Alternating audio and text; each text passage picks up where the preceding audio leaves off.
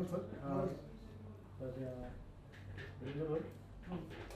सबसे पहले तो बहुत बहुत मुबारकबाद जिस तरह के लोगों ने अप्रिशिएट किया। तो कितना खुशी होती है जब इस तरह के अप्रिशिएट मिलते हैं आपको? बहुत खुशी होती है। देखिए, हर कोई आर्टिस्ट जो फ़िल्म बनाता है वो यही कोशिश करता है कि उनकी फ़िल्म लोगों तक पहुँचे, लोगों को पसंद आए। और अभी लोगों को फ़िल्म पसंद आ रही है, जितने लोग भी हमें मिल रहे हैं सब लोगों को हमारा काम, फ़िल्म, सॉन्ग सब कुछ पसंद आ रहा है। तो of course I think we can't ask for more than happy.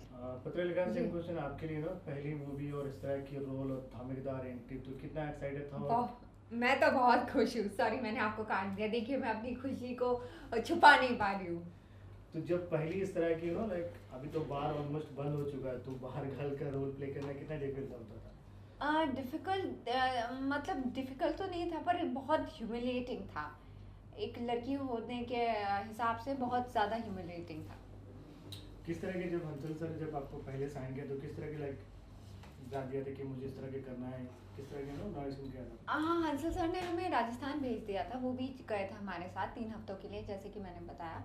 तो वहाँ जाके हमने लोगों को देखा, हम उनकी बोली लर्न करने की कोशिश की। फिर हम लोग शाम को वापस आते थे, फिर हम लोग बैठ के कैरेक्टर स्केच बनाते थे अपने कैरेक्टर्स पर। और फिर शाम को हम लोग एक स्क्रिप्ट रीडिंग करते थे हंसल सर के साथ। तो तब हंसल सर बताते थे वो कैसा देखते हैं, किस सीन को कैसे देखते हैं, किस कैरेक्टर को कैसे, उनकी जर्नी क्या है। तो ये सब हम लोगों ने काफ़ी डिस्कस किया था।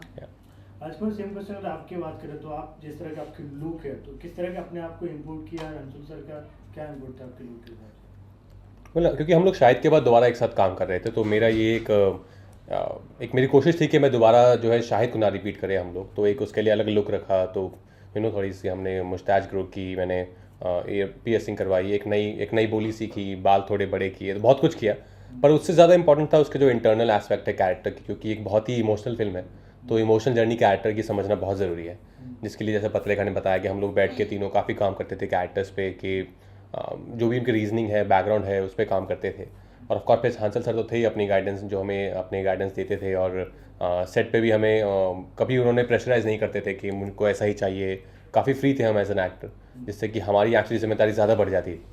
तो it's always great working with Hansal sir. जिम्मेदारी से याद है जब आपकी मूवी हाइप ने जब नेशनल अवार्ड जीता तो लोगों को एक्सपेक्टेशन काफ़ी बढ़ जाती है। तो एज एन एक्टर कितना लाइक बोझ होता है और कितना लोगों के एक्सपेक्टेशन का खरीद? पता नहीं, मुझे तो एज सच कुछ बोझ महसूस नहीं होता है। आई थिंक लोगों को बहुत खुशी है कि हमें नेशनल अवार्ड मिला है।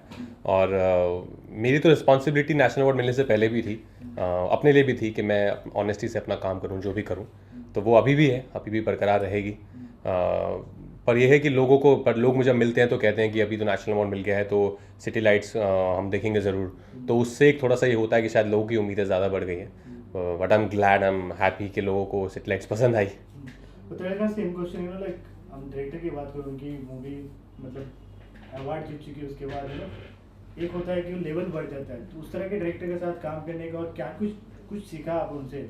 बिकॉज बहुत पुराने डायरेक्टरों ने काफ़ी अच्छी अच्छी मूवी बनाई। जी, मैंने हंसल सर से तो बहुत कुछ सीखा ही। वो मुझे हर मुकाम पे कुछ ऐसे टिप्स देते थे जो मैं अपने पर्सनल ज़िंदगी में भी करने की कोशिश करूँगी।